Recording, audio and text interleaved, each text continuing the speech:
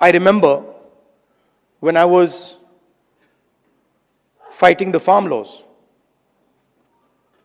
and he's not here anymore, so really I shouldn't say it, but I will.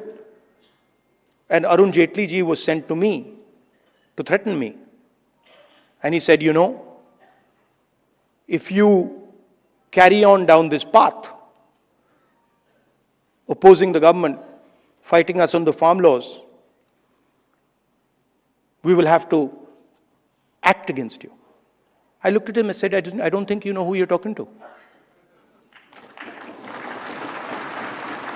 I don't think you have an idea who you're talking to. Because we are Congress people. We're not cowards. We're not going to bend. The British couldn't bend us. The superpower couldn't bend us. Who the hell are you? हमारे साथ बात करने के लिए अरुण जेटली के पुत्र हैं रोहन जेटली। आइए उन्हीं से बात करते हैं, क्या कुछ कहेंगे। जिस तरीके से आज राहुल गांधी ने कहा कि अरुण जेटली उन्हें धमकाने के लिए आए कृषि कानून को लेकर, उनका क्या कहना है। सर, राहुल गांधी के आपने कथन सुना होगा, उनके इस बयान को लेकर क्या कुछ कहना है।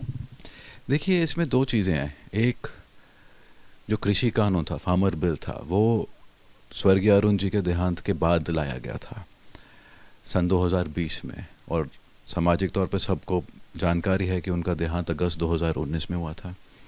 24 तारीख थी, 24 अगस्त 2019 को हुआ था। और रही बात, क्या वो धमकाते थे एज ए नेचर, उनके स्वभाव में ही नहीं था।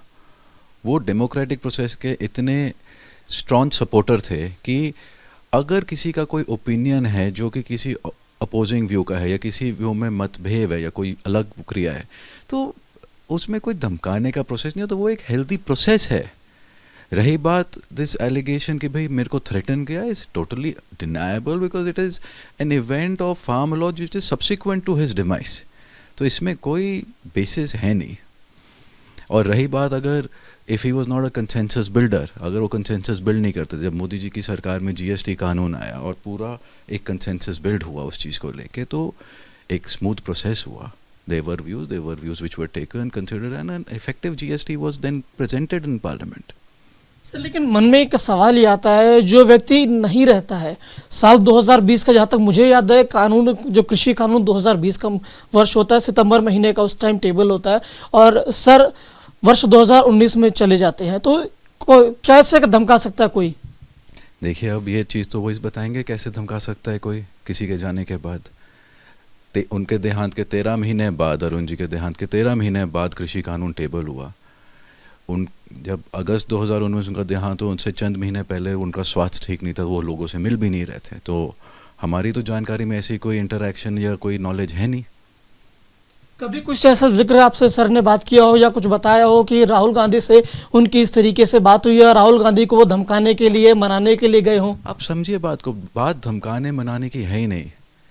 इट इज़ अबाउट, जब कोई व्यक्ति एक ऑफिशियल कॉन्स्टिट्यूशनल पोस्ट होल्ड करते तो उसमें एक रिस्पॉन्सिबिलिटी होती है। And today talking about someone who is not there is not just in bad taste but also demeaning of the office that he holds.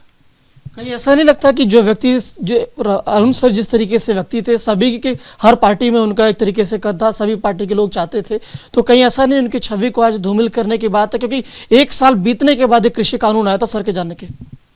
देखिए, कृषि कानून फार्म बिल आया 2020 में, देहांत हुआ उनका 2019 में। एक साल बाद जो कानून आया, उसके दौरान और उससे पहले किससे वो मिले, अब वो खुद बताएं। क्या अब इस चीज़ के बारे में, तो अब ये एक ऐसी चीज़ है जिसके बारे में कोई टिप्पणी दे भी नहीं सकता किसी विषय को लेकर।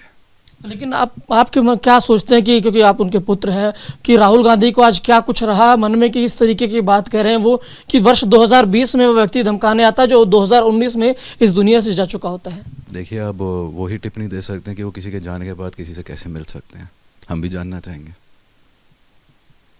और रही बात, it's just in bad test, मैं ये बोलूँगा, the way he is behaving. तो राहुल गांधी क्योंकि लीडर ऑफ अपोजिशन है, उन्हें आप क्या कहेंगे, क्योंकि आप सर के पुत्र हैं।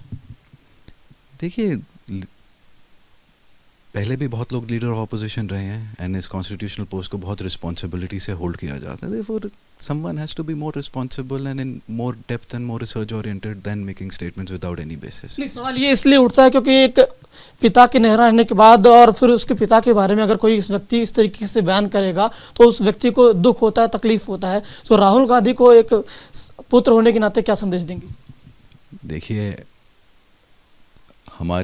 मेरी पोजीशन और उनकी पोजीशन सेम है, जहाँ पे दोनों के पिताजी नहीं रहे, तो उनको समझ आनी चाहिए कि कितनी रिस्पॉन्सिबिलिटीज़ होती हैं और किस तरीके से जो लोग हमारे बीच नहीं हैं उनकी तरफ एक रिस्पेक्ट मेंटेन की जाती है। And responsible statements is more required than anything else than a person holding a constitutional post.